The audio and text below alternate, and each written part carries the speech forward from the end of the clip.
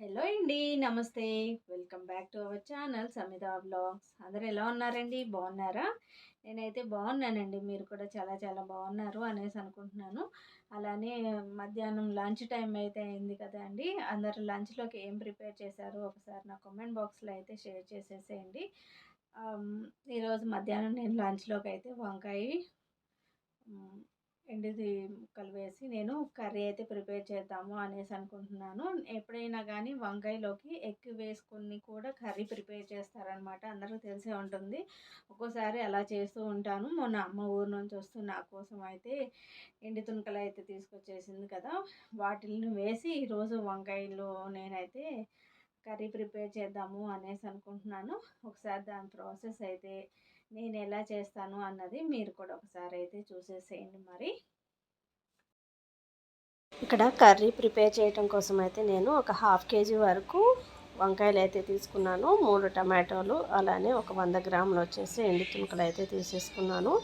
ముందుగా ఇక్కడ ఎండు తునకలను అయితే నేను వాష్ చేసేసుకొని పక్కన పెట్టేసుకున్నాను. ఇప్పుడు కర్రీ ప్రిపేర్ చేయడానికి అయితే ఇక్కడ ఒక ప్యాన్ తీసేసుకొని ప్యాన్ హీట్ అయిపోయిన తర్వాత ఇక్కడ నేను ఆయిల్ అన్నది వేసుకున్నాను. ఆయిల్ కొద్దిగా హీట్ అయిపోయిన తర్వాత ముందుగా వాష్ చేసుకున్న ఎండు తునకలు అయితే ఉన్నాయి కదండి, అవి అయితే వేసుకుంటున్నాను. ఇవి బాగా డ్రై అయిపోతాయి కదా, కాబట్టి నూనెలో ఇలాగ ఫ్రై అయితే బాగుంటుంది. కొద్దిగా క్రిస్పీగా వచ్చేంత వరకు అయితే ఫ్రై చేసేసుకుంటున్నాను. వాటిల్లోకి ఇప్పుడు కొద్దిగా కరివేపాకు కూడా వేసేసుకొని ఫ్రై అయిపోయిన తర్వాత 2 మీడియం సైజు ఆనియన్స్ కట్ చేసుకున్నాను. అలానే 3 పచ్చిమిర్చి కూడా వేసేసుకొని ఆనియన్స్ మనకి కలర్ చేంజ్ అయ్యేంత వరకు ఫ్రై చేసుకోవాలి.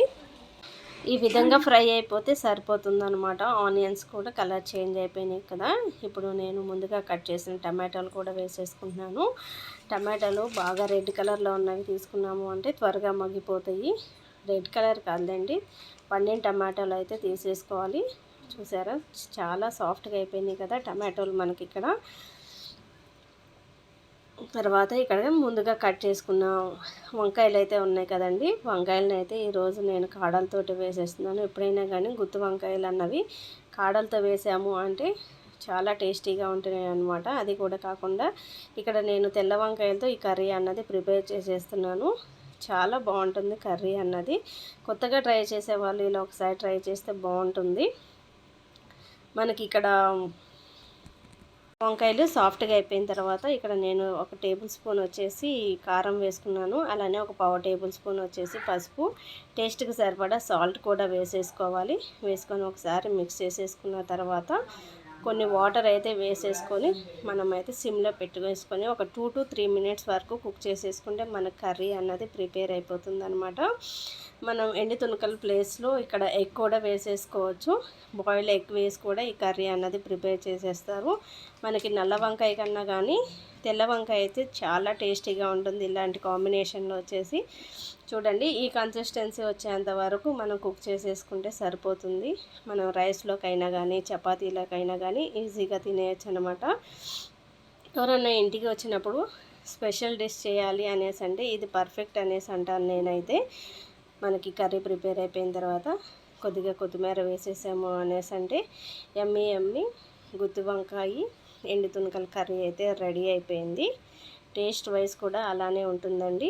వేడి వేడి అన్నంలో కనుక ఇది వేసుకొని తిన్నాము అనేసి అంటే ఒక ప్లేట్ తినే వాళ్ళు కూడా 2 ప్లేట్లు తింటారు. కర్రీ అన్నది అంత సూపర్ టేస్టీగా ఉంటుందన్నమాట. మీరు కూడా ఇలానే చేస్తూ ఉంటారండి ఈ కర్రీని? ఒకవేళ మీరు కనుక వేరే విధంగా ఒకసారి చేస్తున్నారు అనేసి అంటే నాకు కామెంట్ బాక్స్లో అయితే షేర్ చేసేయండి. నేను కూడా అలా ఒకసారి ట్రై చేసి మీ ముందుకైతే తీసుకొచ్చేస్తాను. మీకు ఈ కర్రీ చేసే విధానం నచ్చింది అనేసి అయితే అనుకుంటున్నాను. ఇలానే చేస్తారు అనేసి కూడా అనుకుంటున్నాను. వేడి వేడి అన్నంలో కనుక ఇలా వేసుకొని తిన్నాము అనేసి అంటే టేస్ట్ అయితే నెక్స్ట్ లెవెల్లో ఉంటుందన్నమాట. ఎప్పుడన్నా రేర్గా ఒకసారి ఇలా చేసుకొని తింటే బాగుంటుంది కదా. రెగ్యులర్గా ఇలా చేసేదానికన్నా కానీ రేర్ కాంబినేషన్ అలానే చాలా టేస్టీగా కూడా ఉంటుందన్నమాట. ఇంకెందుకండి ఆలస్యం, మీరు కూడా ఒకసారి ట్రై చేసి చూడండి. నా వీడియో కనుక మీకు నచ్చినట్లయితే లైక్ చేయండి, షేర్ చేయండి, సబ్స్క్రైబ్ చేయండి. మరొక వీడియోతోటి మిమ్మల్ని కలుస్తాను. అంతవరకు బాయ్.